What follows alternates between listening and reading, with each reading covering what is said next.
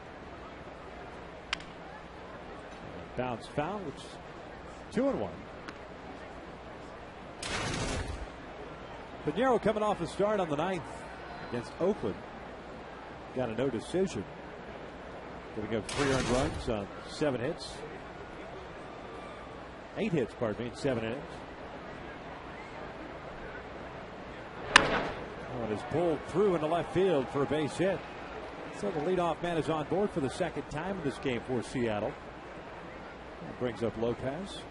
Number 4, third baseman, Jose Lopez. Right there, the communication between Pinheiro and Howie Kendrick at second base. That means if the ground ball is hit back at Pinheiro, he's going to throw the ball to second base to Howie Kendrick, who will be covering there for the potential double play. It's all about communication between the pitcher and the middle infielders in these situations.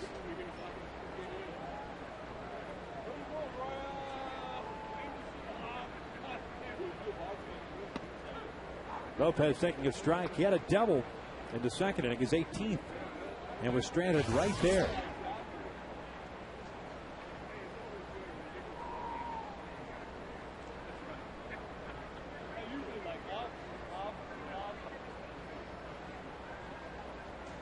Oh, 1 pitch is on the corner. 0-2. Tim Cheetah, the veteran, calling the balls and strikes this evening. Always like throwing with Tim behind the plate, calling balls and strikes. Very consistent umpire. He hit a spot, he's going to call that throughout the game. He doesn't variate between the 1st and 9th inning. 1-2 now. And he does it with flair, because nobody has a leg kick for a strike call like Tim Cheetah. It's always good to get 2 strikes to see that potential of getting that call. Especially with the movement by Pinheiro, we might see it before too long. Grounded over to third. Franzen feeds Kendrick for 1, and because of that delay getting the ball out of the glove by Franzen, he kind of left Kendrick hung out to dry at second base. That's why he had no chance to turn to double play. Look at this, so that's going to be a double play for sure. But you see him trying to get out of the glove. Double pump, and then Gutierrez all over Howie at second base at that point. Better not throwing the baseball, trusting your pitcher right here that he can get another ground ball and get that double play. So Lopez reaches on the fielder's choice. Here's Bradley, who saw 1 pitch in the second inning. It skied one out the left. Switch hitter who was acquired in the offseason for pitcher Carlos Silva.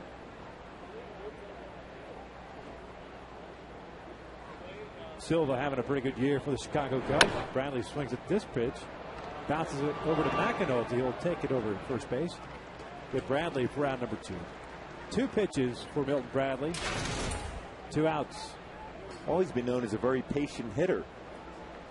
Guy that sees a lot of pitches, gets himself in good, predictable fastball counts, but over anxious at the plate so far today.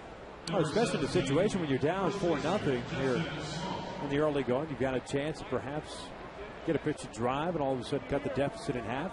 He's got the ability to hit the ball out of the ballpark. But Pinheiro certainly will take it, especially when he has to throw 2 pitches to get the 2 outs against Bradley. Justin Smoke takes a fastball high.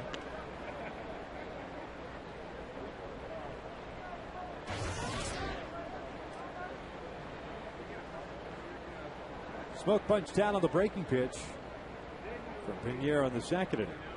He takes that off-speed pitch low. It's 2 balls, no strikes. Our guys did a pretty good job of finding some blue sky here. Rain, the possibility of rain here in SoCal at this time of the year. Unusual.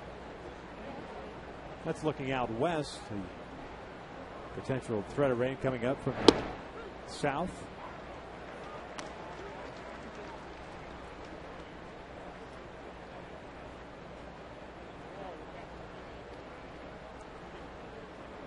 You can see the difference, and it looks like it is coming in. Monsoonal rains. It's like a Torrey Hunter ovation versus an A-Rod Boo Fest. Here's a 2-1. Foul tipped. It's 2-2. That is a great comparison. You like that? Stick around. There's more. Okay.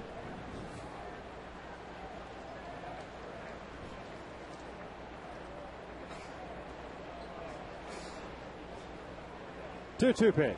Smoke swings and misses on the fastball. Down he goes for out number 3. No runs a hit. Mariners leave a man on. The end of the bottom of the 4th. The Angels still on top.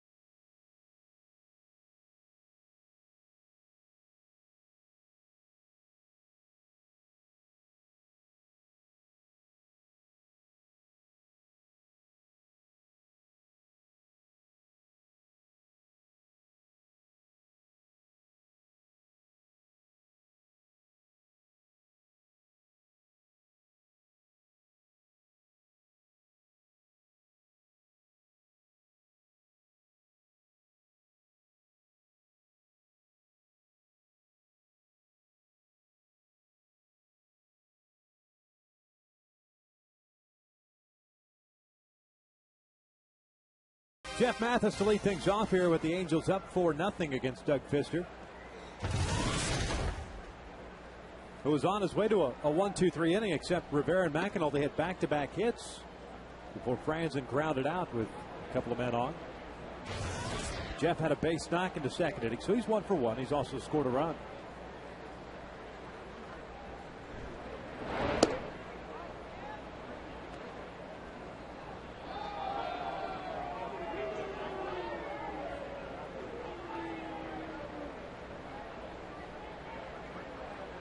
Mathis skying one to left. Saunders is there. One away. So we go back to our AT&T trivia question. Talking about the All-Star game and Torrey Hunter getting the start there, or getting another nod, his 4th. Which players received the most votes overall? Ken Griffey Jr.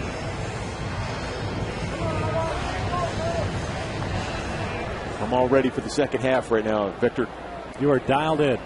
Folks at home appreciate you. They were all probably guessing everybody else but Ken Griffey Jr. after I said it, I'm sure. Only because Dean Chance was not available to be voted on at that particular time. And pitchers aren't either, which I still don't understand. I agree. I would have gone with the lead dog myself if I were at home, sitting there watching the telecast.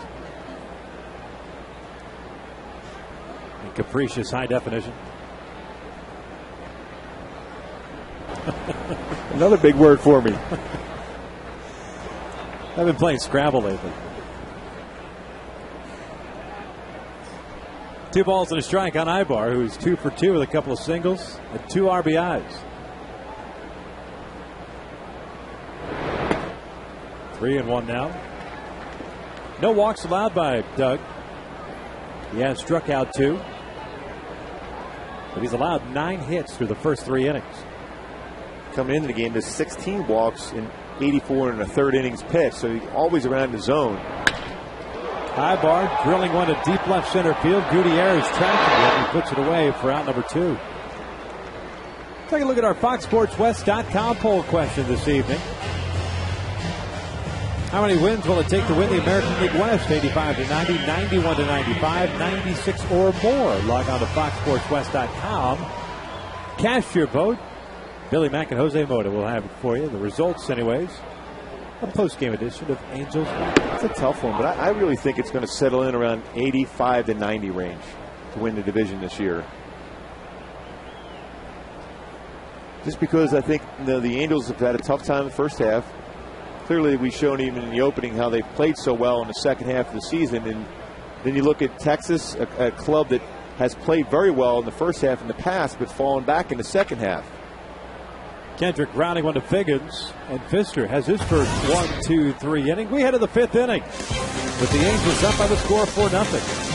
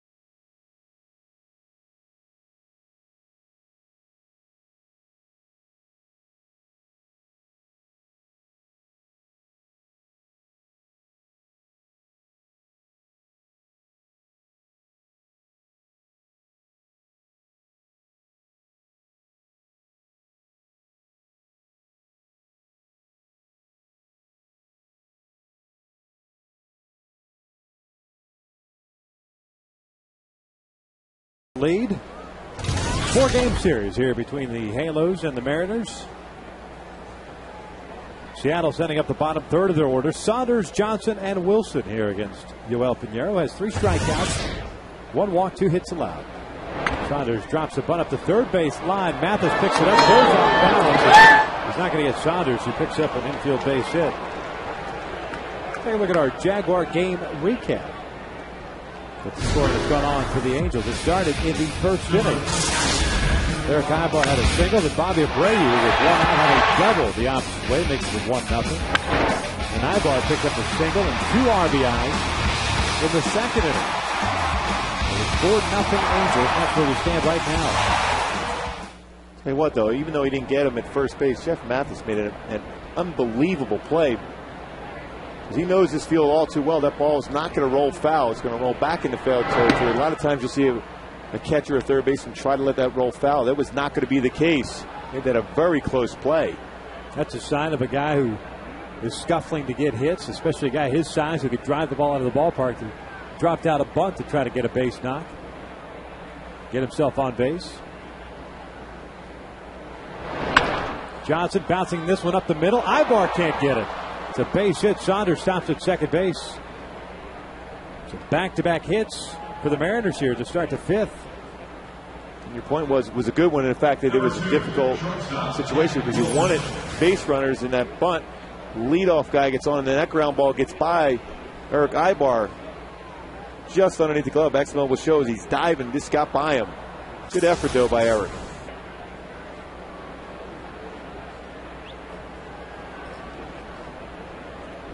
There's Jack Wilson. Popped out his first time up, so he's 0 for 1.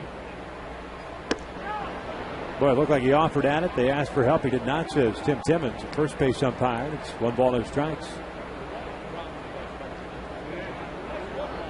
What a big batter here for Pinheiro, especially to get Ichiro on deck. I'll get a ground ball double play. Certainly with Pinheiro's ability to work that sinker, you have a chance.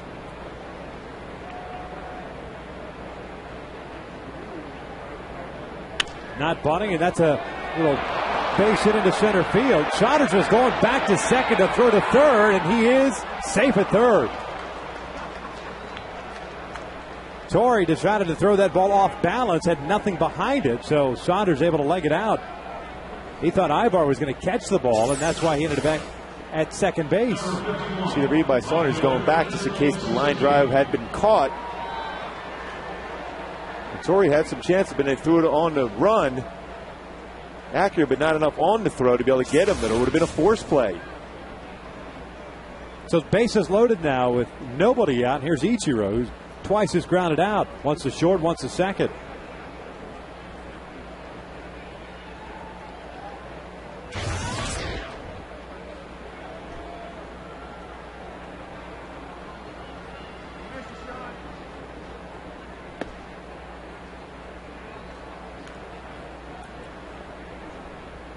A bunt single by Saunders, the base hit by Johnson, now the base hit by Wilson, loading him up for Seattle. They've hit .225 this year with the bases loaded. A couple of grand slams.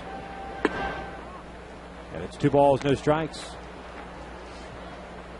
In this situation, if you're Pinheiro, you're thinking about limited damage. It'll be very difficult to be able to get through this inning without allowing a run, but if you allow 1 run, you get a double play somehow, especially if you get it back up the middle to you, you'll be able to go home to first. And that is ripped into the alley in right center field. That should clear them. And it will. Ichiro's grounding second. He'll stop there. A double for Suzuki, and it's 4-3 Angels. And that's certainly not the guy you want up in that situation if you're the Angels and Pinheiro. Ichiro puts the ball in play so well, can hit an off-speed pitch, can hit a pitch on the inner half also.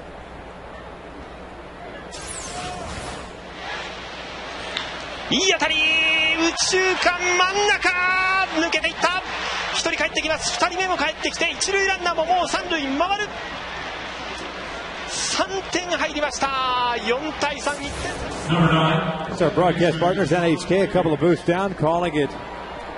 There they are. Ichiro picking up 3 RBIs, now has 27 of the year.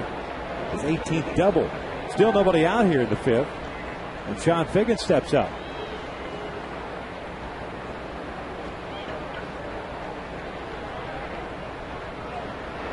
Figgins trying to drop a ball, and he bunts it foul.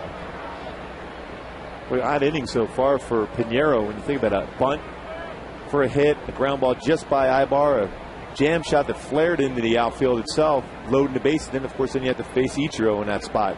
Very difficult task.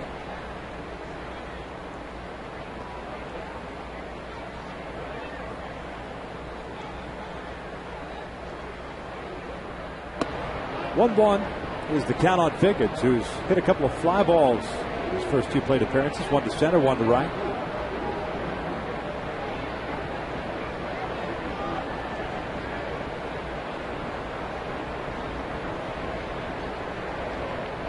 Franzen and McAnulty still playing in the corner infield spots. He's set breaking pitches upstairs, and it's 2-1.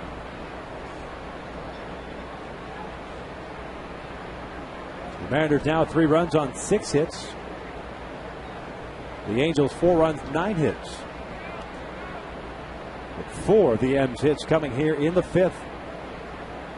2-1. He's rolled foul. 2 balls, 2 strikes. You can see what Sean Figgins is trying to do with so many years under Mike Sochi. Talked about the need for a productive out. If you're going to make it now, hit the ball to that right side. You see him attempting to bunt, trying to hit the ball to second base or first base to advance Ichiro to be at third base with 1 out.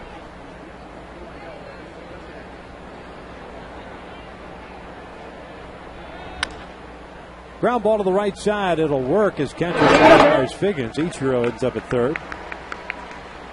And the first down is recorded here in the 5th.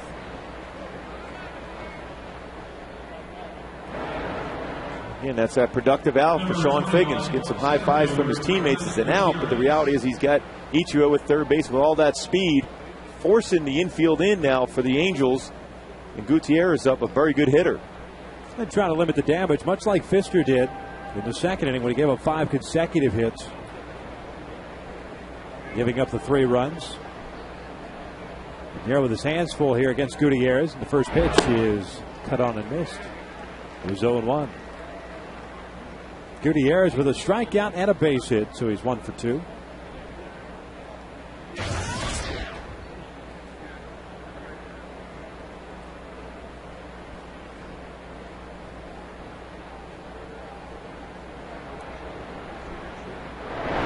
Breaking ball missed inside, and it's 1 ball, 1 strike. The Angels had a run in the first, 3 in the second. It's been very quiet for Seattle until this inning. Look at that fox track. That breaking pitch, catching the inside corner, but not getting the call. That is pulled over to third, backhanded by Franz, and he comes home. Ichiro is out. 2 outs. Terrific play by Franzen. Very good job. Got that throw in right away to Mathis at the plate. And Jeff Mathis did a very good job of applying the tag on Ichiro to not allow Gutierrez to get himself in scoring position. On the backhand, makes the throw right away. You see Mathis running right up there and touching Ichiro to make sure that Gutierrez doesn't go from first to second in a potential rundown. It's a great play all around by the Angel defense. Franzen first and then Mathis second. So our One West Bank, 1 person, 1 play, brought to you by One West Bank, 1 person at a time.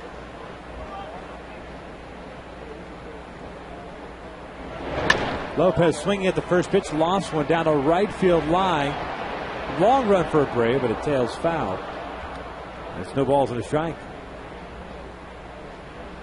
Again, with the workout yesterday that the Angels have, it gives you the ability to be able to work on some things, almost like a spring training type workout. You go fielding drills, you're going to go hitting as usual, but it's an opportunity for everyone to get back refreshed as far as the fundamentals of the game defensively.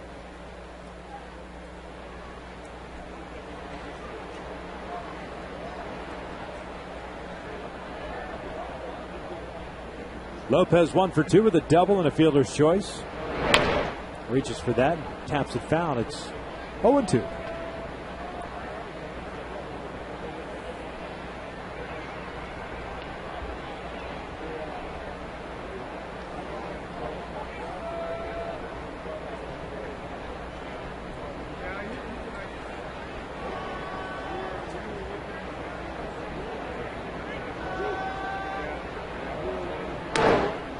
Gutierrez back easily. Mariners will run. They've got 78 stolen bases on the year, 3rd in the American League. Figgins has 24. Ichiro with 22. Gutierrez has 10 as that ball gets away from McAnulty. Gutierrez will advance. On an 0-2 count, trying to keep Gutierrez close to the bag. Someone's going to get charged with an error.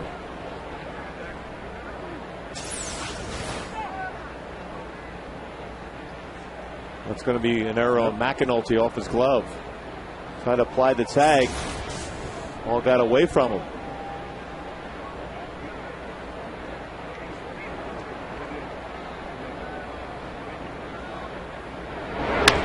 This one bounced over to Franzen. He's got it.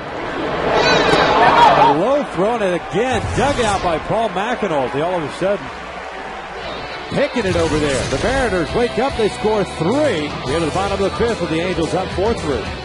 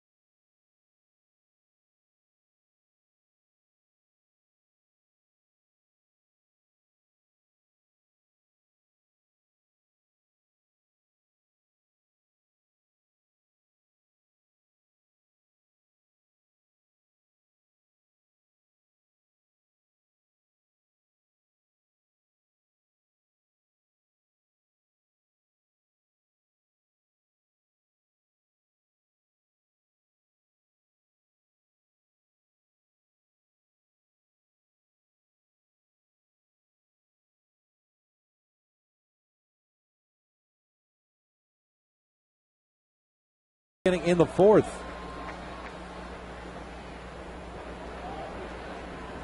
Abreu's 1 for 2. An RBI double in the first, a punch out in the second. And 2 strikeouts for the right-hander. Drops in that big curveball for strike 1. Well, the Angels in the past, especially when they've played well, have responded right away after the other team gets back in the ballgame, as Seattle did with 3 runs there at the top of the 5th. See if the offense can get right back and score a couple runs. Bobby quickly in the hole at 0-2.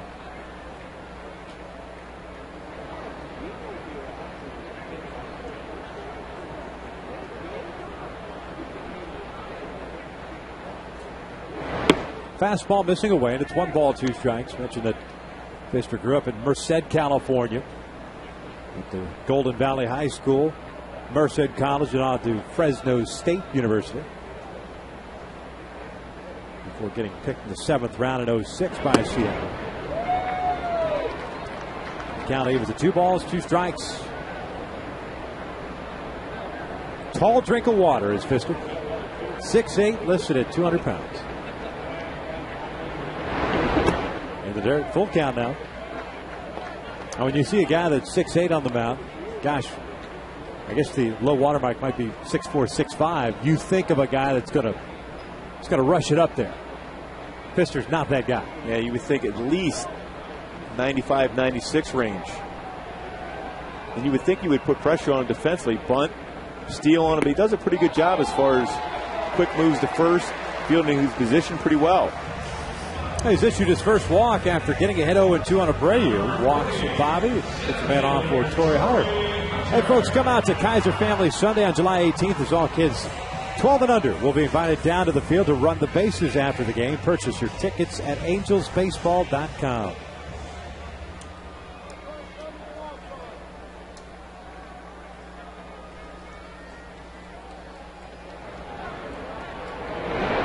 Torrey twice is grounded out. Once to second, once to third, so he's 0 for 2. And it's been that pitch, he and Howie Kendrick, that have seen a lot of, the 2-seam fastball in off the plate.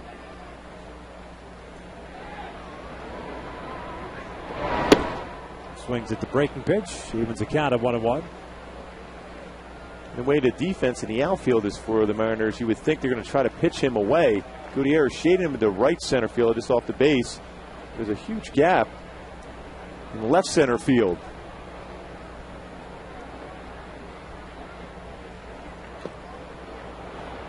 Little sinker underneath the hands. 1 ball, 2 strikes.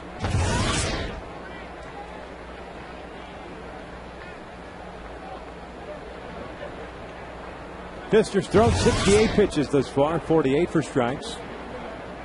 Got up to a tough start in the first and second innings, but is settling down. Quick throw over, and Bobby's back. It certainly helps the right-hander that his ball club scratched out 3 runs in the 5th inning. Trying to make this more of a ball game, a 1-run deficit for Seattle here in the 5th. Gives you renewed energy. I think you have a shot. Get back in the game completely. Come back into Pfister, throws over to second. Diggins is there in time for a double play.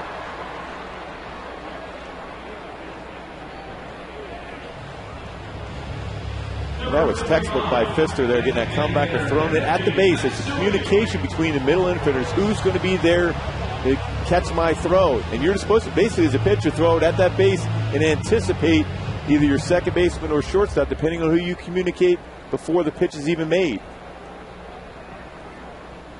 And just like that, there are 2 outs with the bases clear for Hideki Matsui, who is 0 for 2 with a ground ball to second and a punch out.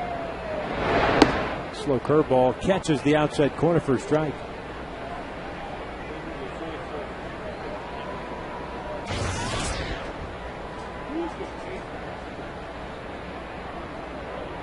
Oh, 1 pitch inside. 1 ball, 1 strike.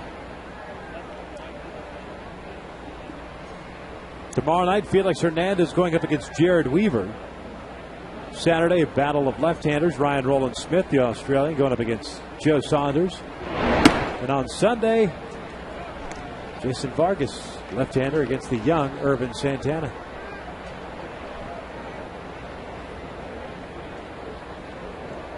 Well, that's odd. Jerry Weaver and Felix Hernandez get locked up again. Never happens. 2-1. Matsui pulling this one, and it's off the glove of Justin Smoke. And it's going to be a base hit for Hideki Matsui.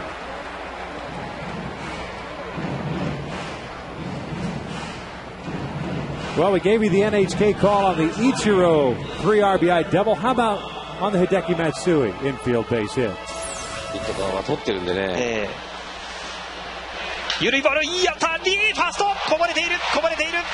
ファーストミット、強襲のヒット。3打席目、松井ヒット。 Folks, that's an infield base hit in Japan. Juan Rivera takes a breaking pitch down and away for ball 1.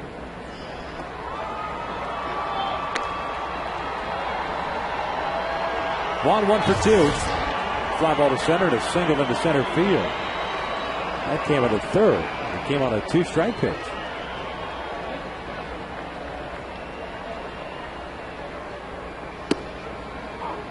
That'll leave it to count.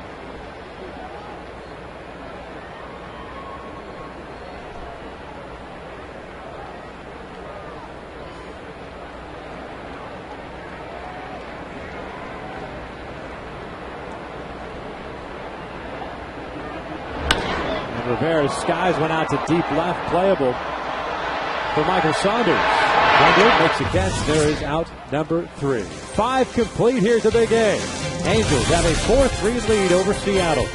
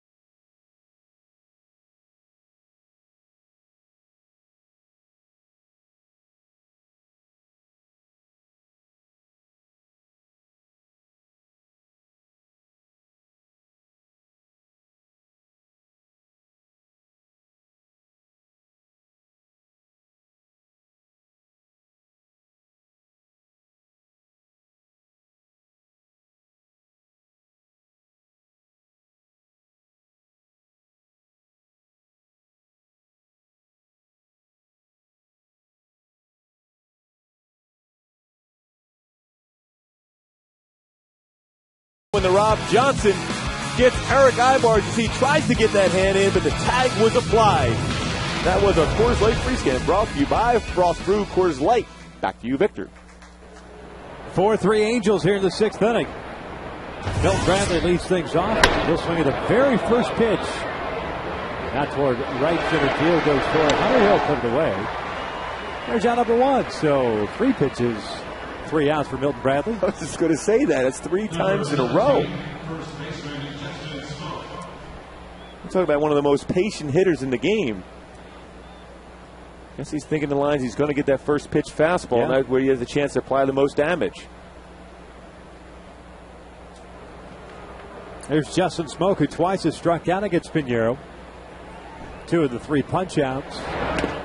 He lays off that breaking pitch. Pinheiro came into the 6th inning having thrown 80 pitches.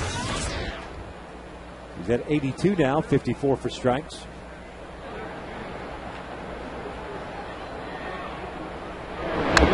Now with foul at the plate, and I got a piece of Mathis. So Tim Cheetah will take his time, talk things over with Pinheiro.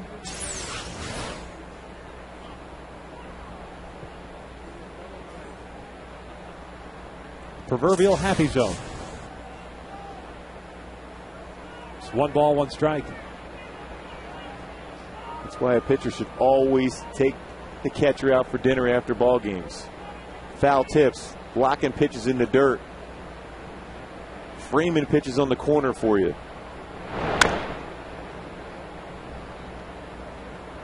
1-2 now. It's a thankless job.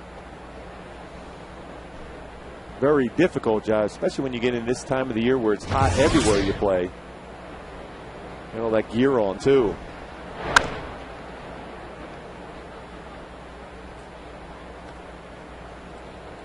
Count remains at a ball and 2 strikes on Smoke.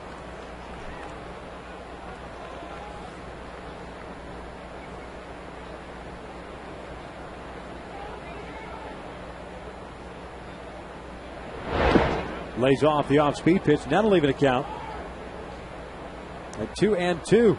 Smoke, I mentioned the first-round pick. He was the 11th overall pick in 2008 at the University of South Carolina. Oakland had taken him out of high school. Did not sign as he bounces this one foul.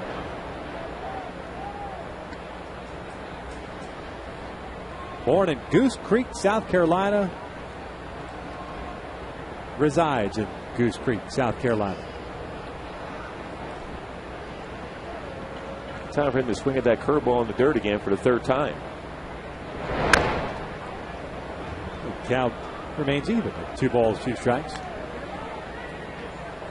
Where is that located? It's in South Carolina. Well, yeah. Boy, you're already going on the second half, aren't you? He is the career record holder for home runs, RBIs, walks, and total bases in South Carolina. And he skies a moon shot to deep right field. Abreu at the wall will haul it in. That may have flown over the wall in Goose Creek, South Carolina, but not here at the Big A. And definitely in Texas also. That would have been upper tank in Texas.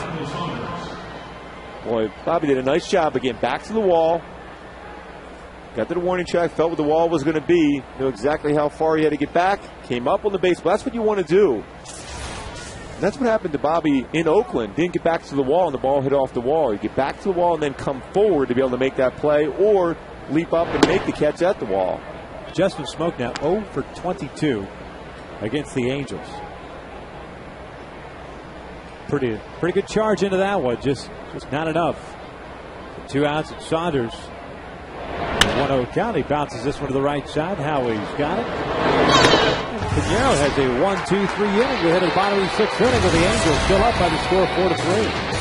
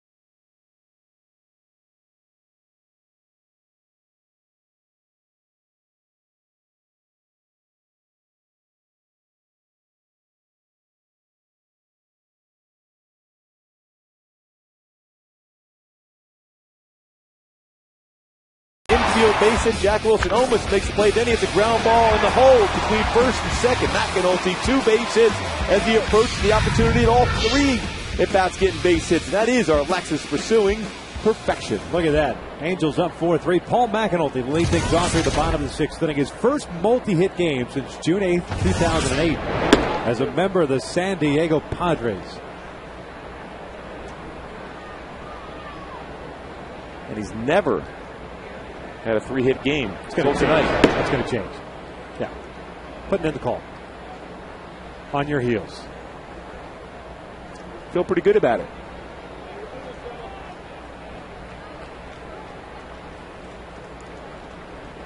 McAnulty, Franzen, Mathis here in the sixth inning for the Angels. As he skies one to left, but perhaps it'll happen in his next debut. Well, that's what we were trying to say. There's out number one.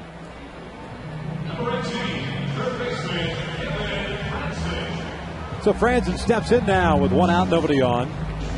Kevin with a single and a ground ball to third, so he's 1 for 2.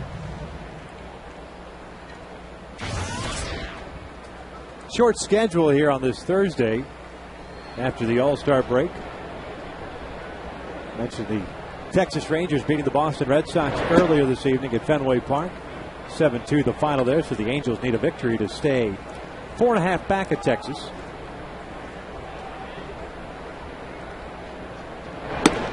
Franzen looks at a strike and a leaving the count.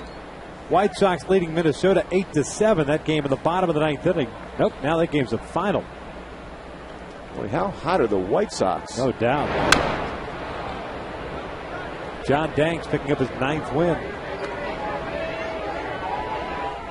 It's 9 wins in a row for the White Sox. They're like 26-5 in their last 31 games.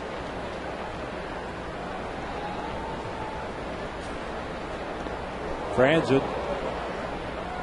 Did he get hit by that pitch? Fouled it off.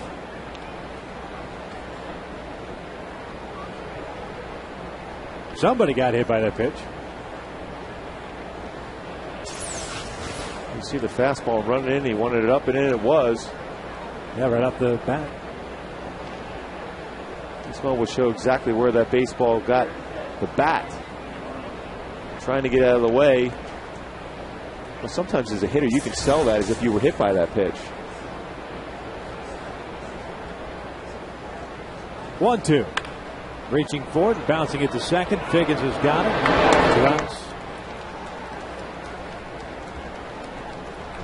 Hey folks, the Angels Friends and Family Fun Pack presented by JetBlue lets you enjoy 4 game tickets, 4 hot dogs, and 4 soft drinks for just $44. The next Friends and Family Fun Pack game takes place this Sunday against the Mariners. Purchase your Family Fun Pack today at angelsbaseball.com. Right-hander Brian Sweeney's up and loosening now for the M's. John Wetland, the former closer, the bullpen coach, looking on as Mathis bounces this one fair just inside the bag. Jeff heading toward second base as he is in there with a 2-out double. That's a good sign. A couple good at bats already in this game for Jeff Mathis. Got a base hit in the first time he came through and then a double there. He just missed hitting a home run his previous at bat right down over the third base bag. Now in scoring position for Eric Ibar. Just by Lopez at third. Nice effort by Lopez. Man in scoring position for Eric Ibar. Angels in this one 4 for 8 with men in scoring position. That's been the struggle for them, especially through the course of that last road trip through Chicago and Oakland. Eric 2 for 3 with a couple of singles, a couple of RBIs. Takes a big curveball missing low. Only other action ongoing right now. San Francisco leading the Mets 1-0 in the 7th. Atlanta defeated Milwaukee 2-1. Cubs beat Philadelphia, and the Cardinals beat the Dodgers. And just missed low. 2 balls, no strikes.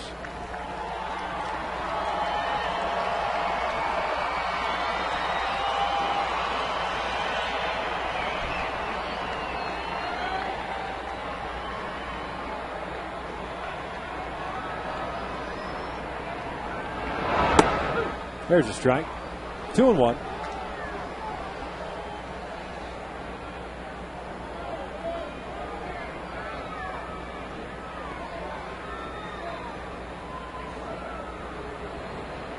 Eric Ibar this year's had 2 4-hit games. He did it against the Mariners back at June 6th in Seattle. 3 days later, he did it against Oakland.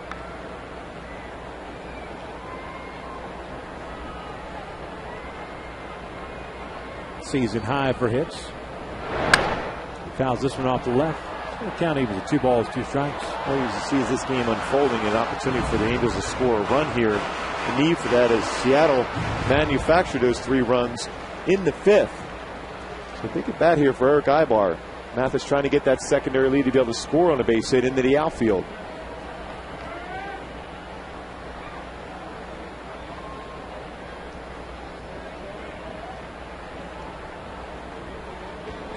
Two out to left center field. That's going to get down for a knock. Mathis will score. 3 RBI night for Ibar. It is 5-3 Angels. A good approach once again for Eric Ibar. Got big insurance run here in the bottom of the 6th inning, giving him a 2-run lead. Was with that pitch, goes the other way, easily scores. Jeff Mathis now look for Eric Ibar with his speed to try to steal. Don Wakamatsu, the manager of the Mariners, coming out with Sweeney's ready to go. Wakamatsu is going to go to the bullpen. He is signaling in for Sweeney.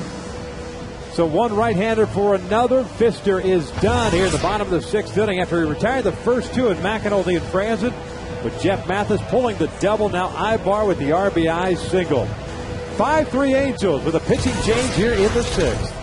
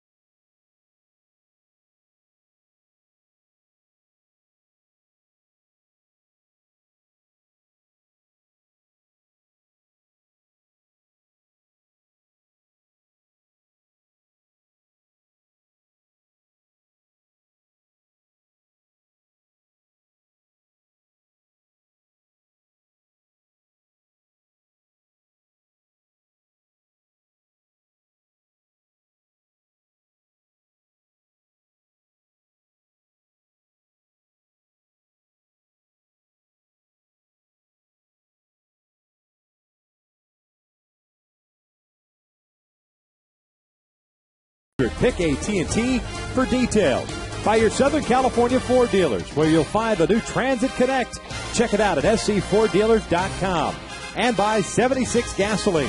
We're on the driver's side. Angels have a 5-3 lead here in the bottom of the 6th inning. There's Ibar over at first base. 3 RBIs tonight. He's got 19.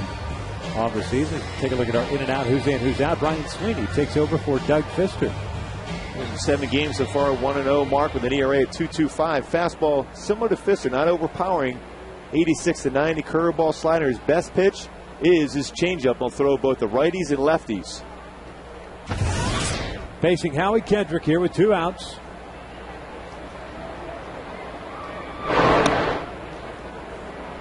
Howie 1 for 3. Couple of ground outs. He's also had an RBI double. That came in the 2nd after he fell behind at 0-2. That's where I think the call of the bullpen kind of odd, considering Pfister actually pitched Howie fairly well in off the plate. I just made that mistake on the 0-2 count away. That's where he got that double. Yeah, it looked like it was more just trying to show off the outside corner to get him out inside, but the ball had run in action, caught too much of the plate against Howie Kendrick. Pfister, again, a guy that's not overpowering, throws a lot of strikes, doesn't walk anybody, so you got to create opportunities to score. You see those 12 hits. Just gave up those 5 earned runs, at least.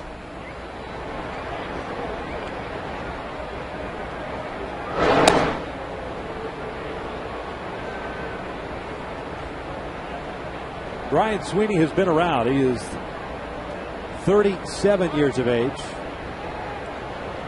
Having pitched with the Seattle Mariners, San Diego Padres. He's also pitched in Japan. The last 3 seasons in Japan. Another throw to first. Last year got back to the Mariners organization. And at AAA, pitched in 15 games. Did well down there. All out of the bullpen, a 2-1 mark and a 2.51 ERA. Lo and behold, here he is back in the big leagues this year.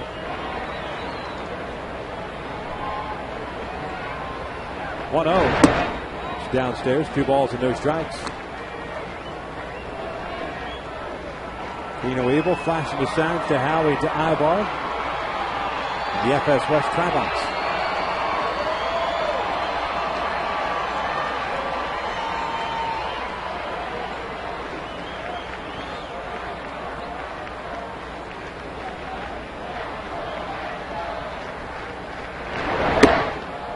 Three balls and no strikes. I think Mike Sosa trusts how, even with Bobby Abreu on deck, give the green light here. If you get a fastball, it's elevated enough out over the plate in which you can drive the right center field. Otherwise, you take that pitch. So it's got to be a pitch that you could do some damage with. Otherwise, you're going to get that same one, 3-0 to 3-1. Ibar again back in, standing up this time.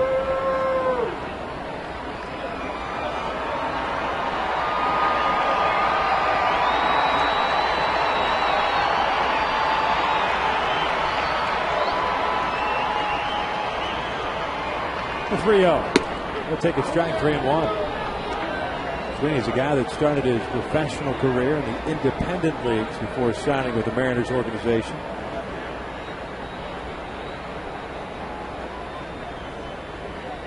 Got to the big leagues for the first time in 2003.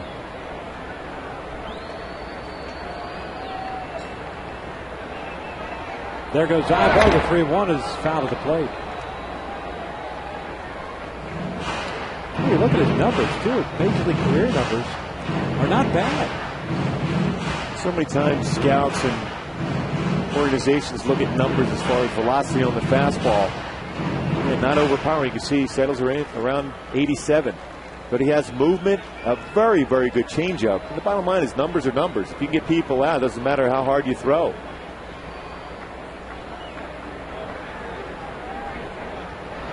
Three-2 is fouled at the plate.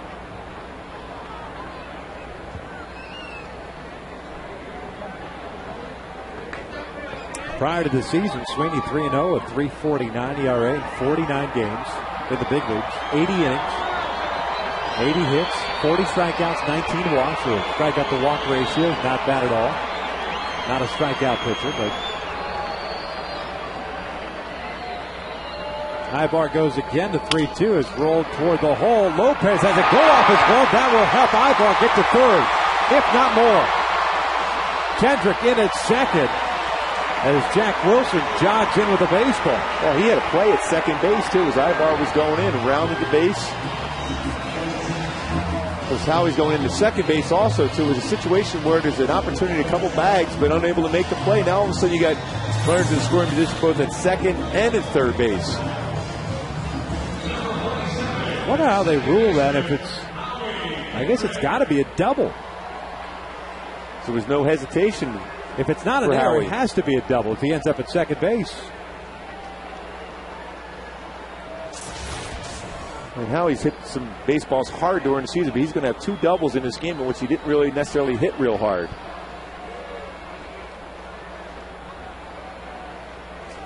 Rick Adair is going to come out and talk things over again with Sweeney as we go back to our Hyundai keys to the game. Well, we talked about Matsui and Bobby Abreu getting back to the future, going back and tapping into the fact that they've had a lot of success, and particularly in the second half of the seasons.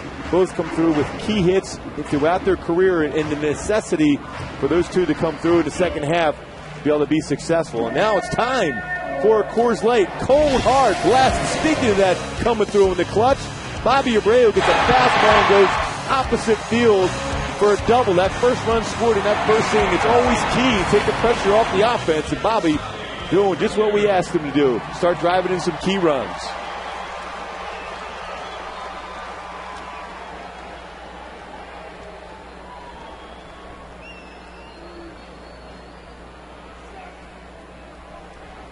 Here's Abreu with 2 outs, 2 on. 5-3 Angels here in the bottom of the 6th inning.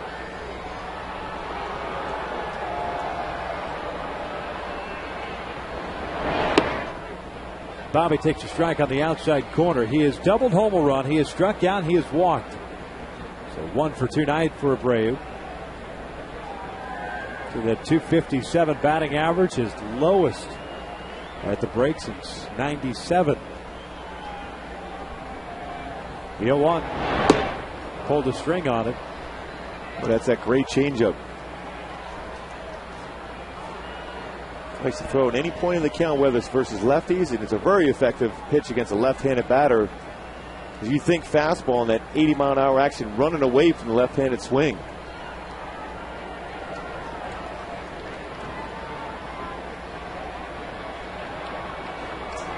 Here comes the 0-2. It's in the dirt. Nice job by Johnson.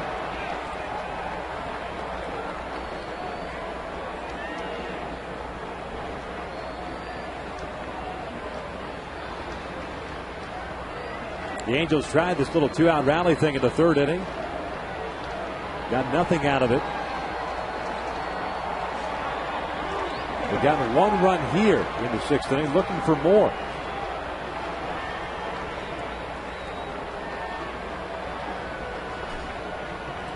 The 1-2. Bobby back up the middle, base hit. That will score 2. Ibar's in, so is Kendrick. It is 7-3 Angels.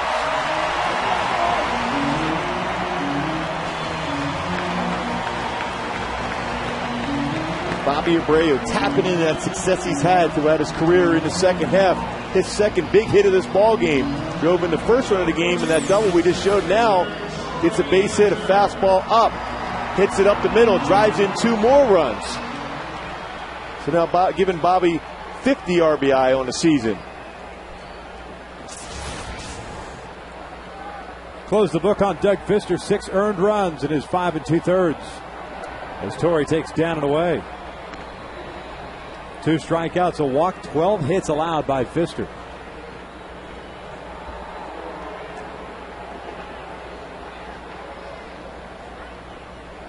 Four straight 2-out hits for the Halos here in the 6th inning. Here's Torrey, who has a 1-ball, no strike count against Sweeney. And pulls this one over to 3rd, backhanded by Lopez. He'll go to Woodway and force out Abreu for out number 3. But the Angels get 3 more on 4 straight hits.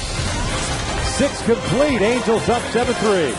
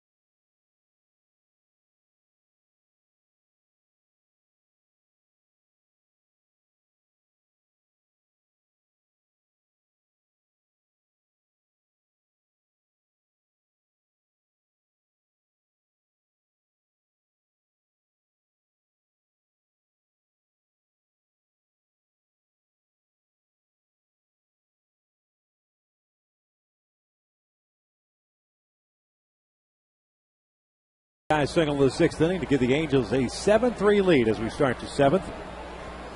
Mariners sending up 8, 9, and 1. Johnson, Wilson, and Ichiro against Joel Pinheiro at a 1-2-3 inning in the 6th inning. After getting knocked around for 3 runs on 4 hits in the 5th. Johnson is 1 for 2 with a ground out, a single, and a run scored. Yeah, when you talk to Mike Soch, he always talks about his starting pitchers giving them anywhere between 18 and 21 outs. And this is a situation where Pinheiro, with a quick inning, has an opportunity to give him those 21 outs. He only has to get 6 outs out of the bullpen. 0-2 the count. You see Kevin Jepson up and loosening down the bullpen.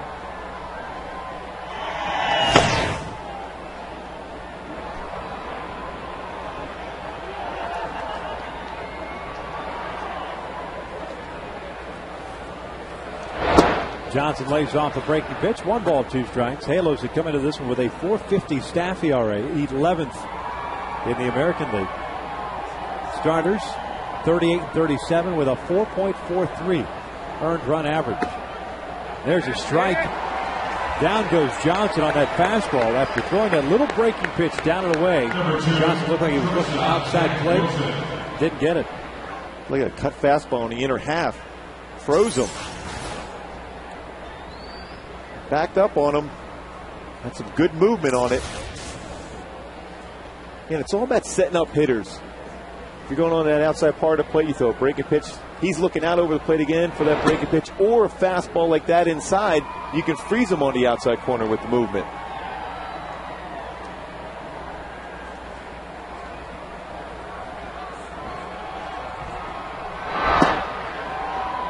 Two balls and no strikes on Jack Wilson, who is 1 for 2 with a pop-up, a single, and a run scored. Mariners getting 4 consecutive hits in the 5th off Pinheiro.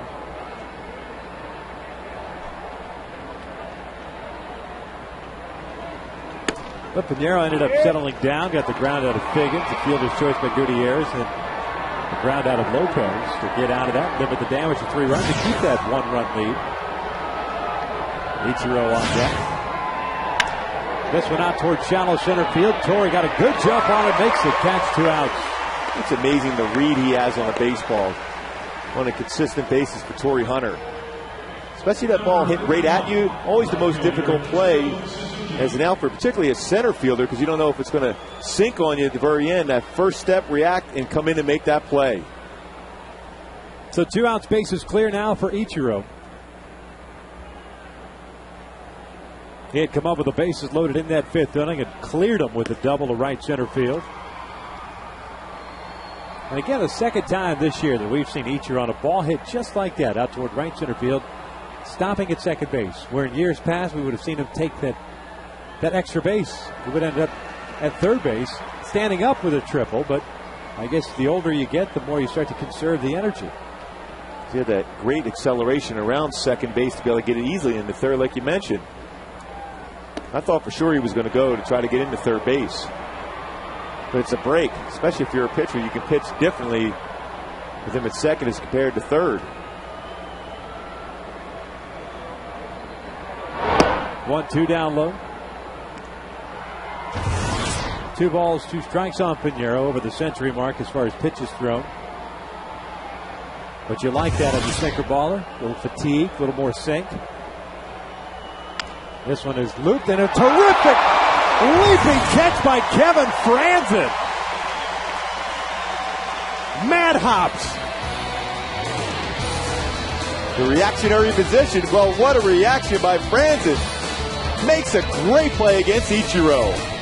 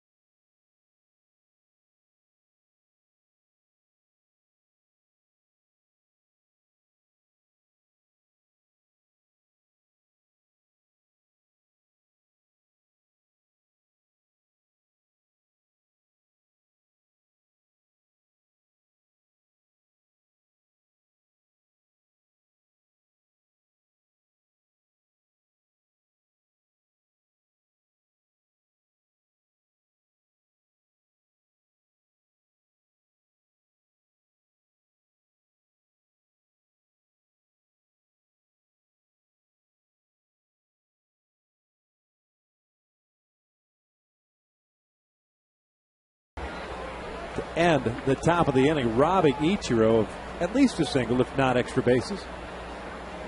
Too, because he's playing up, because of respecting the speed of Ichiro, has to jump up and make a great play on that line drive.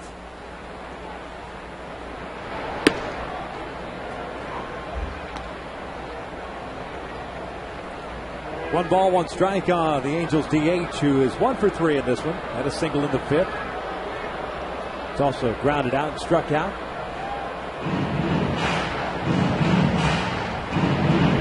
Stop and play here at the Big Ace. And greasy-fingered fans dropping the beach ball. Go back to that last play by Franzen.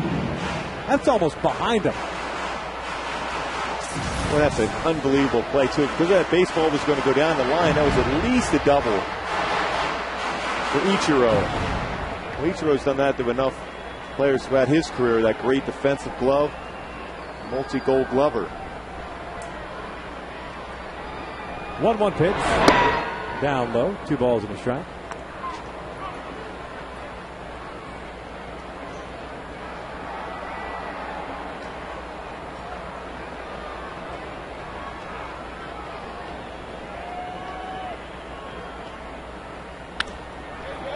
That is just foul, wide of the bag at first.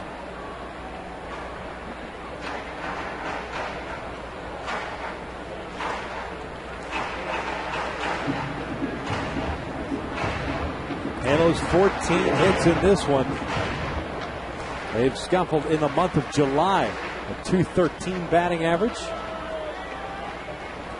Chance to clear your head for those 3 days off. Of course, getting some work in for the game today and yesterday. Get your swing back.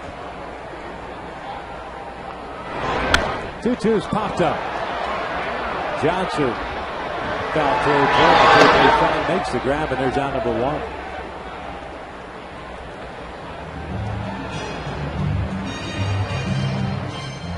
So that'll bring up Juan Rivera with 1 out, nobody on base.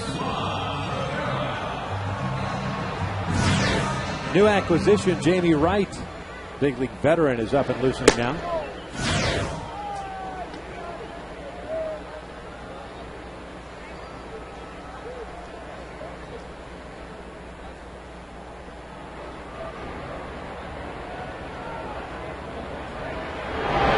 Rivera takes a strike.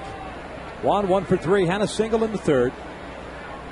He's also flied out twice.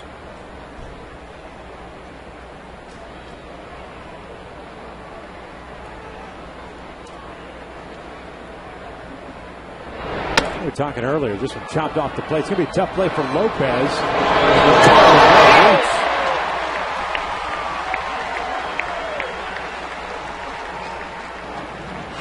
Yeah, I know we talked about Kevin Franzen having mad hops to rob Ichiro. Justin Smoke got up on that ball. Yeah, that ball looked like it was going into the stands. Lopez threw that extremely high, but Smoke got way up to be able to keep that from being an extra base for Juan Rivera. Speaking of Franzen, he is in the on-deck circle. Here's Paul McAnulty, looking for that 3rd hit. It could be his first 3-hit game of his big league career as he takes down low.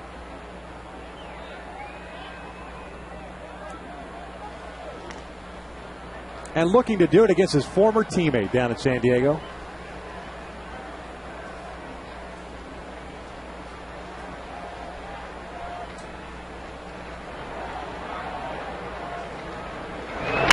This one off the end of the bat to Lopez. He'll go on to first. McAnulty is retired for out number 2. Way off the end of the bat. Lopez took his time. It was a lot closer than it should have been at first base. I think it might be best that we stop talking about Paul's potential 3-hit night, because it certainly hasn't helped. More than likely he won't get another at bat. But unless the offense gets it rolling again in the 8th, through here in the 7th, an opportunity as a pitching change looked like it may be taking place. Oh, with 2 outs and a man at second base, Don Wakamatsu is going to go to the bullpen. And again, we exchange a right-hander for a right-hander. Jamie Wright will be coming on here to take on Kevin Franzen. We're in the bottom of the 7th with 2 outs. And the Angels up by the score of 7-3.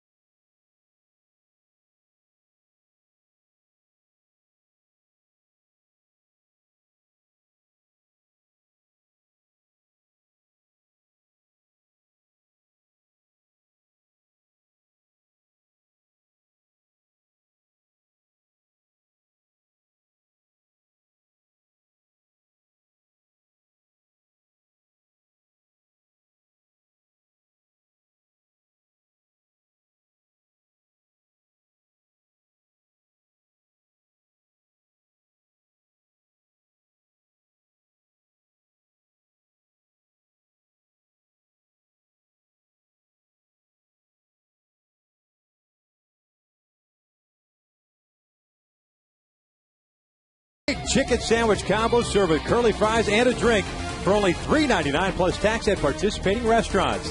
By Toyota. Get a great deal on Toyota's full line of hybrid and fuel-efficient vehicles at your Toyota dealer today.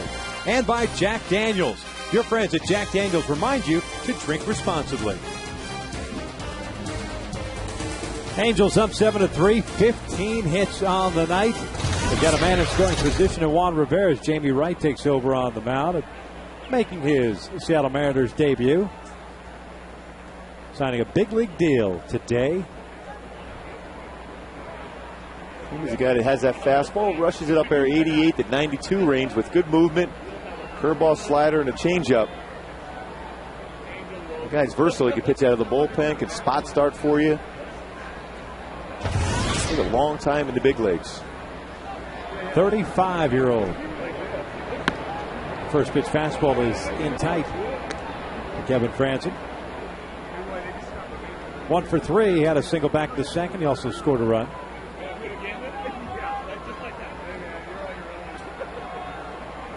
Wright got into 18 games with the Cleveland Indians. Drops a strike and evens the count. 1-2 mark and a 5.48 ERA.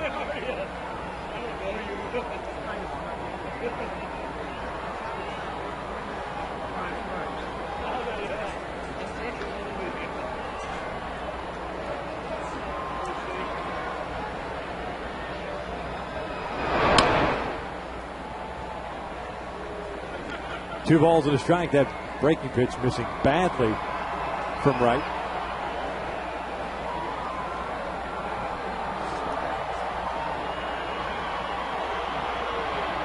Seattle's bullpen has scuffled a little bit this year. The ERA at 4.73. Compared to the numbers the starters have put up, and a lot of it had to do with Cliff Lee also being in that rotation. We'll see how those numbers play out through the rest of the season. And that bullpen for Seattle, a 10-21 record. Franzen takes up and away, and there's ball 4. And coming into the season, you thought that was going to be one of their strengths. So they have some good arms out of the bullpen, but they haven't been consistent throwing strikes.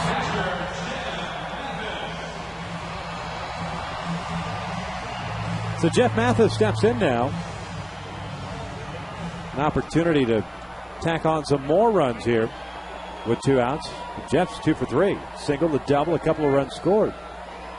Don Wakamatsu has done some odd things as far as taking out pitchers twice now for right-hander for right-hander, but I think the reality is because of the offense has been so inconsistent would be the best way to put it. That's why he makes those changes. And there's another bounce here up the middle, another RBI single for Jeff Mathis. 8-3 Angels.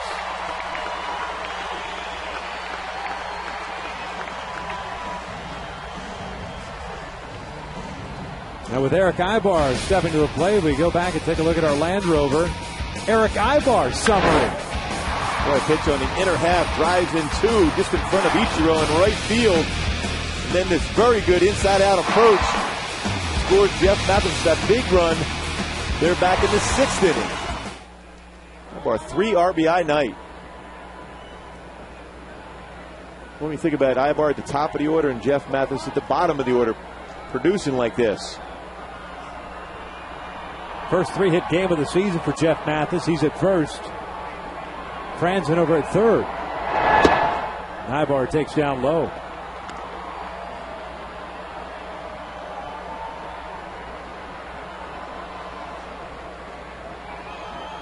Three runs, 6 hits, 4 left on for Seattle. 8 runs, 16 hits, an error, and 6 left on for the Angels. The book now closed on Brian Sweeney. 2 runs in an inning, 3 hits allowed. And Johnson and Wright are going to talk things over. And the Angels relying so much on the home run this season, have done all this damage today without the home run. 16 hits, 8 runs.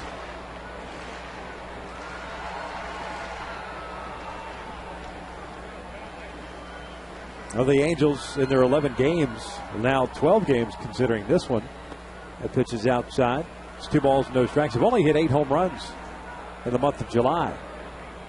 Coming off 26 hit in June, 32 hit in May, and 24 jacks hit in the opening month of the season in April.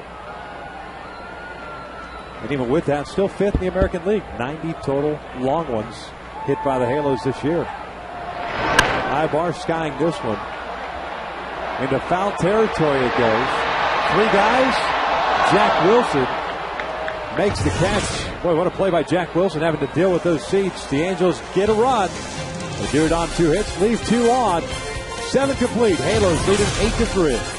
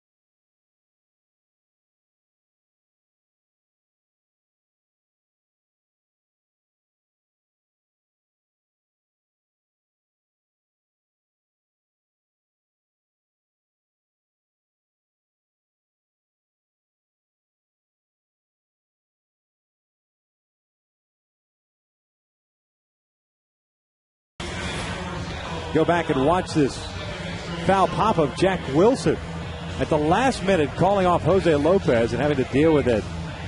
Little jut out of seats. And the tarp also. Wilson, very good glove. Smell will show. Kept his eye on the baseball all the way through. Hits the corner of those seats and slides into the tarp.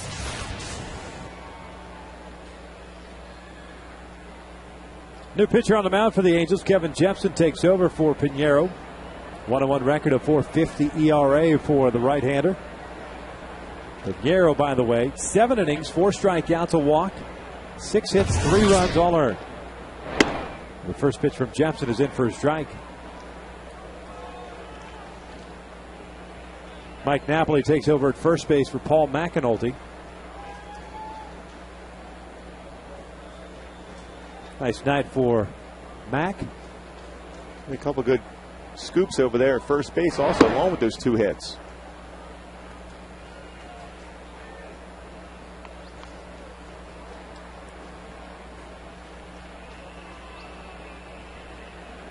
Torrey, the lone starter, to now record a hit thus far. He's due up third. Figgins takes a strike, and it's 1-2. Jepson with a great fastball. I think if you look at Kevin Jepson, and he relies more so on that fastball for command, to be an absolute dominant relief pitcher, then finish off with that big curveball. Also has that cut fastball. Fouled off to the left. Figgins 0 for 3 with a couple of flyouts and a ground down. You see Garrett Olson loosening. Getting some work in. He would pitch in the bottom of the 8th inning.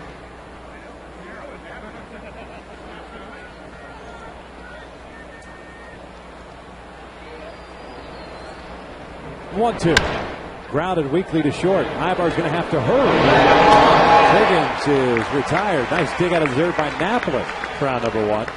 Hey, folks, the Boston Red Sox will come to the Big A for an exciting 3-game set beginning on Monday, July 26th. This will be the only visit at the Big A for the Red Sox this year. Guarantee your seats for this exciting matchup by purchasing your tickets at angelsbaseball.com or any of the Angels Stadium ticket windows. It's always fun when the Red Sox come into town. Good reason to boo there, too. Absolutely. Dropping their first game of a 4-game series against Texas at Fenway Park.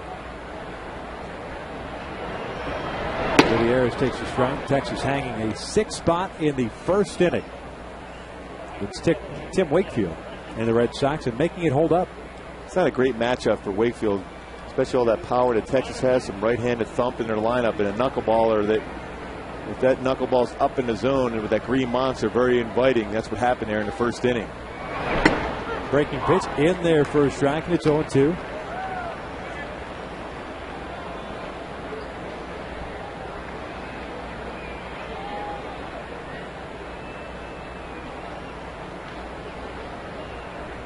Gutierrez 1 for 3, had a single in the 4th.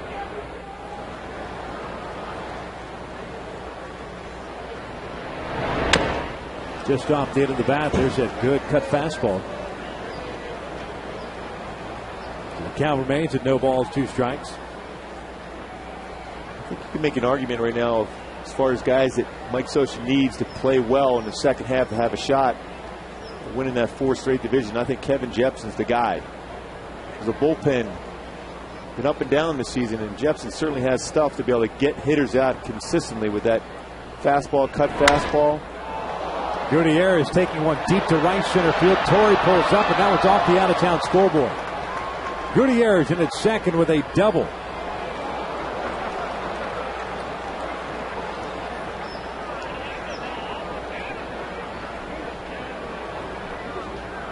Twelfth double of the year for Gutierrez, showing some good opposite field power. This one will show the location of that fastball. Belt high out over the plate. Velocity was there, location was not. Still a guy that has that ability to get through an inning without any damage done.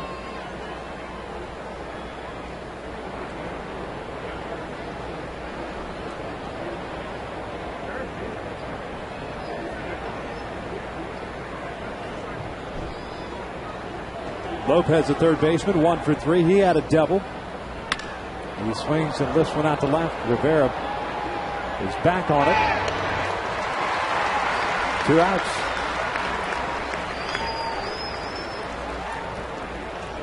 Gutierrez remaining at second base. And up steps Milton Bradley. Interesting to see if he goes and swings at the first pitch this time up. 3 pitches, 3 outs.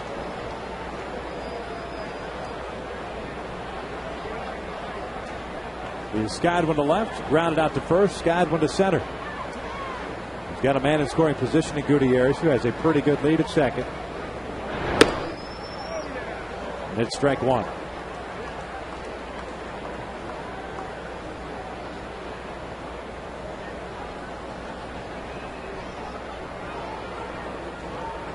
Pinheiro in line for his 10th win of the year. Came into this one with a 9-6 mark. And a 3.95 ERA. Registers another quality start, going 3, giving up 3 runs in 7 innings.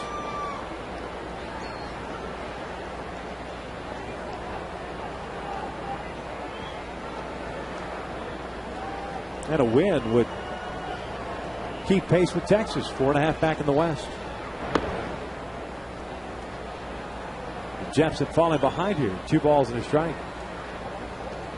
We could try to go cut fastball inside when he's hit 0-1 and another cutter on the outside corner.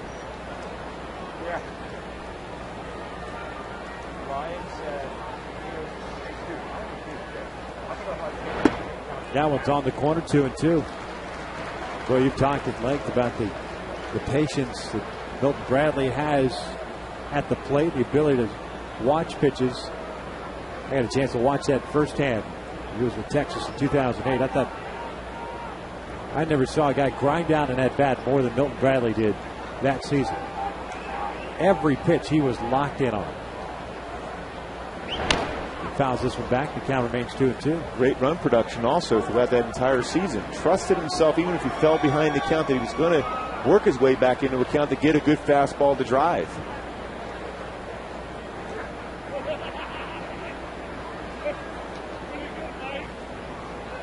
He got 22 home runs, 321 batting average in 08 in Texas. Takes outside, full count.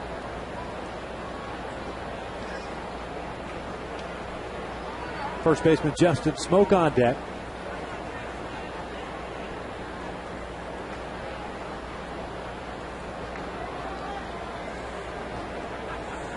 And he got him with a fastball. Down goes Bradley, and that is out number 3. We head to the bottom of the 8th here to Big A with the Angels leading the Mariners 8-3.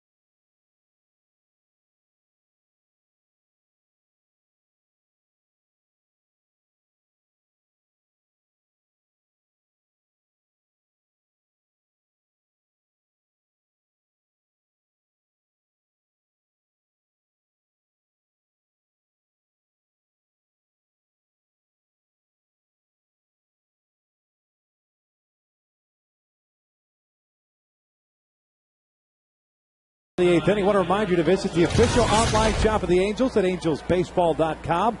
Browse the largest selection of official Angels gear, including the latest apparel, nostalgic memorabilia, and authentic classics for the whole family. Get your gear from the official source, the angelsbaseball.com shop. There's the All-Star banner that was given away today for the game. A packed house here. Great crowd, 41,959. There's a lid that maybe your son would be wearing. My son actually bought that hat, I swear, at the All-Star game because he came home and I said, let me see that hat. Of course, it gives me more reason ever to take a shower and wash his hair.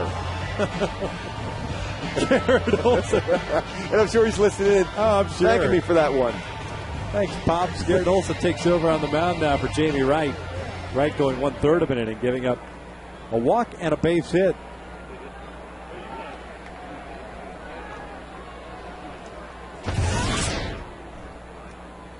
Two, 3, and 4 for the Angels. First pitch swinging is Howe, and Justin Smoke will pick up the skimmer. There's out number 1. Howie a 2 for 5 night. A couple of doubles, an RBI, and a run scored now.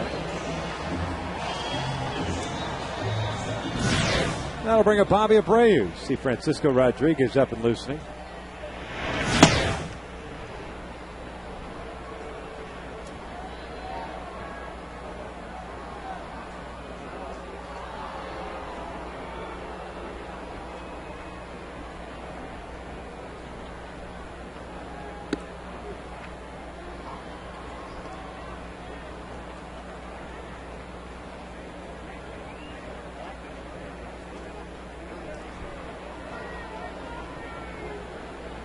Bobby's 2 for 3 with a double and a single. 3 RBIs as he swings through the breaking pitch. It's 0-2.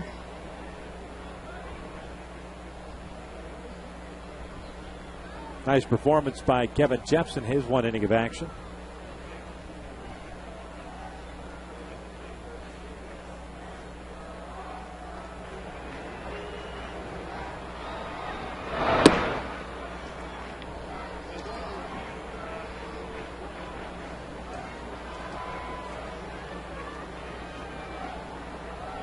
A win tonight would give the Angels 48 victories on the year to go with 44 losses. And they can do tomorrow night's matchup of aces. As Bobby goes down swinging. There's out number 2. Felix Hernandez going for Seattle. Jared Weaver, the All-Star, going for the Angels. It's a great pitching matchup. Two pitchers with great strikeout capabilities. See that ERA at 2.88. Not a ton of run support, but last season, many people thought he had a shot, a legit shot of winning that Cy Young. Very good stuff. Absolutely. Fastball overpowering. Very good curveball and a slider and an off-speed changeup, too.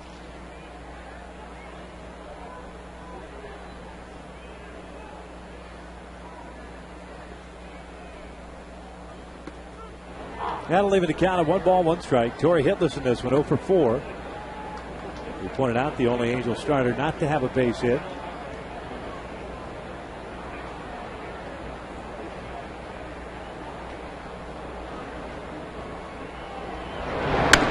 He pulls this one foul up the third base line, and it's 1 ball, 2 strikes. Torrey's got to be a little worn out with all of the festivities going on here all week long. Fly in Sunday night from Oakland, get in a decent hour, 6:30, 6:45.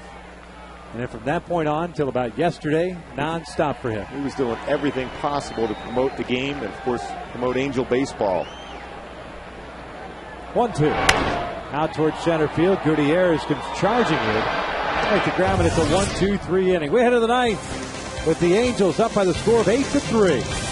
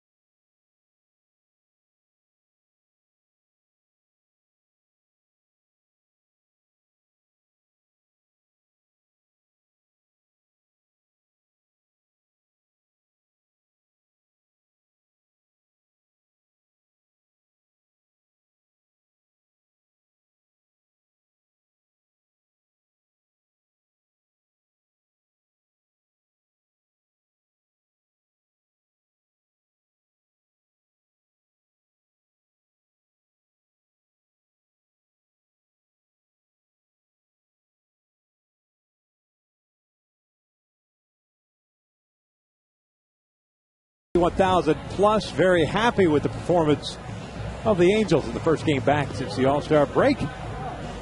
It'll be up to Francisco Rodriguez to finish things off here in the ninth against Seattle. He'll face Justin Smoke, Michael Saunders, and Rob Johnson.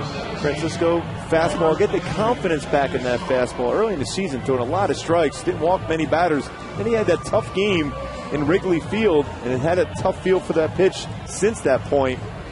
Cut fastball, still solid, curveball, and a split finger fastball. Well, he's trying to close it out, get the final 3 out so that Yoel Pinheiro could pick up his 10th victory of the year. More importantly, the Angels could remain 4.5 back of Texas, who won earlier this evening against the Boston Red Sox.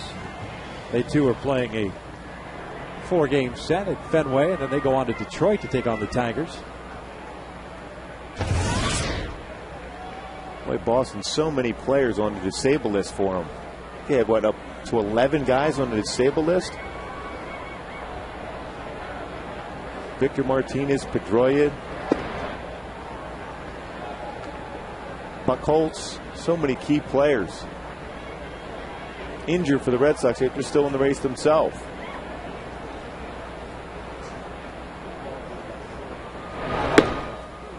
Fastball strike. It is 1-1 on Justin Smoke, who's 0 for 3. A couple of strikeouts and a fly ball to right.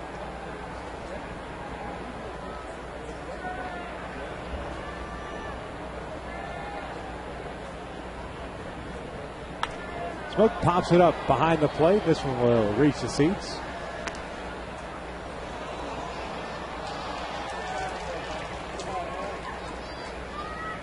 So Francisco ahead of the count at a ball on 2 strikes.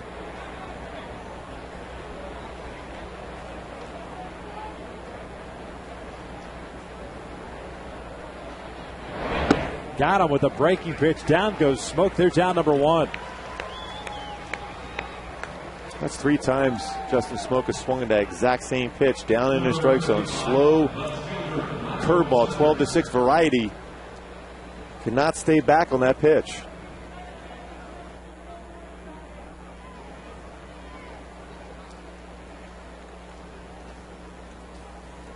There's Saunders.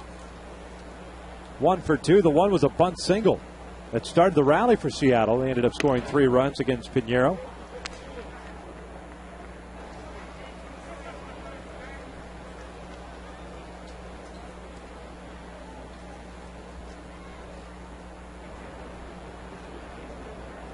Oh, 1.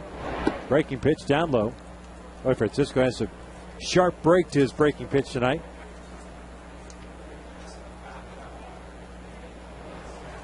And just like the hitters have been working with Mickey Hatcher these last 2 days, in particular on Wednesday and today, same thing with Mike Butcher, especially the guys out of the bullpen, getting their focus back as far as that first pitch strike and attacking with the fastball first and foremost, which is still the number 1 pitch in baseball, and then getting the guys out with their secondary pitches. 2-1 pitch outside, 3 balls and a strike.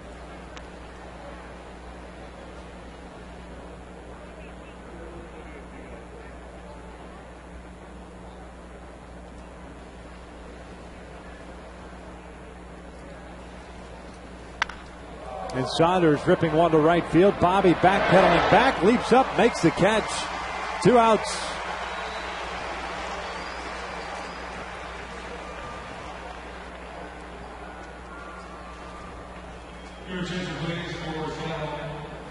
So with 2 outs, nobody out, we got a pinch hitter here for Rob Johnson. Casey Kochman will step up. Nice job by Abreu.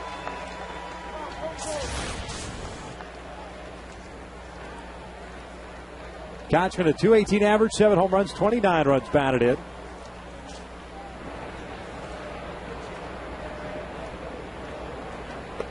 Mariners now with basically 3 first basemen. Justin Smoke, the guy you're going to play because he is your future. Casey Kochman and Russell Brandon, who they acquired from the Cleveland Indians. Casey Kochman, a very good defensive first baseman, more of a gap type hitter. Get many at bats right now.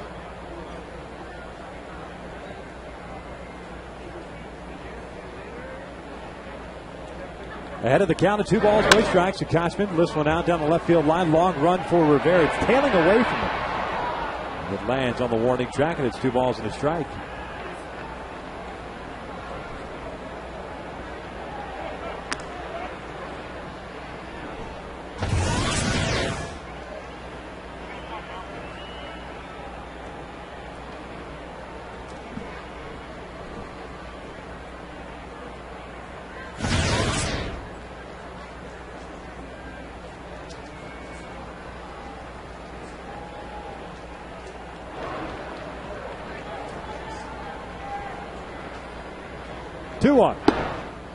Boy, just missed low.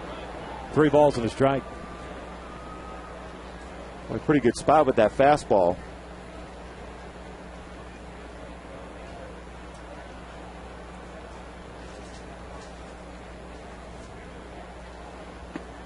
And he walked a 2-out walk here in the 9th. Puts a man on for Jack Wilson. Number 2, shortstop Jack Wilson. Wilson tonight 1 for 3, had a single and a run scored in the 5th.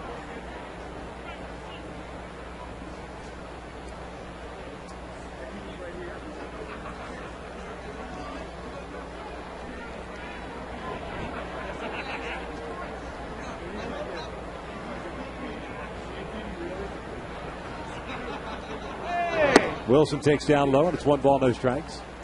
And just like we mentioned working with the bullpen guys. Their flat work in the outfield. Mike Butcher certainly not in a situation where he's liking what he's seeing out of Francisco. 2 quick outs, some quality pitches. Then he walks the batter.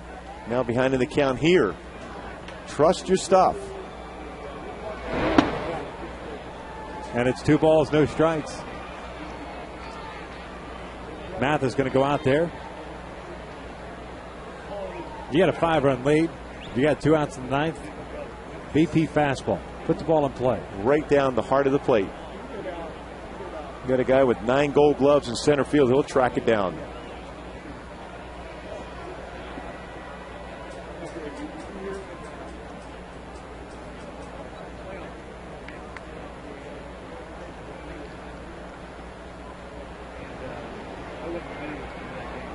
Two-0 pitch.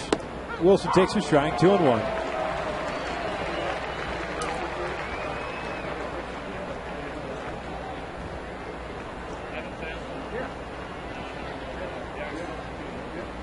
Napoli playing behind Kochman at first with a 5-run lead in the 9th.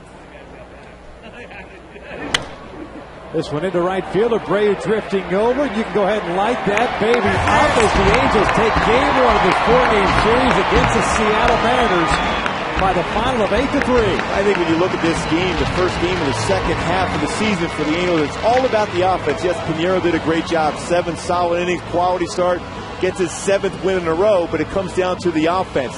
16 base hits, 8 runs. They scored all those runs without the home run ball, which they've relied on so much. Eric Ibar, a great game. Bobby Abreu doing his job, setting the tone early with that opposite field double. And of course, Jeff Mathis at the bottom of the order getting 3 hits himself. So balanced throughout. McAnulty had a couple hits. Kevin Franzen did a nice job, but above all, the offense put it together 1 through 9. The importance of scoring runs when you have teams like after the Seattle series here, you got the Yankees, you got the Rangers, you got the Red Sox, and then the Rangers back. You're going to need those swings together. Mickey Hatcher had them working yesterday, had them working today. The offense for Mike Scioscia put it all together. Well, Joel Pinheiro picks up the victory, his 10th of the year. Nice to see that, considering what Pinheiro has gone through to transition back to the American League. You see the halo is lit, and the Angels remain 4.5 games back, most importantly, of the Texas Rangers, who beat the Boston Red Sox earlier this evening. So the battle of the West continues on. That's what you got to do, is take care of your own business. The Angels strike first in this one, picking up the final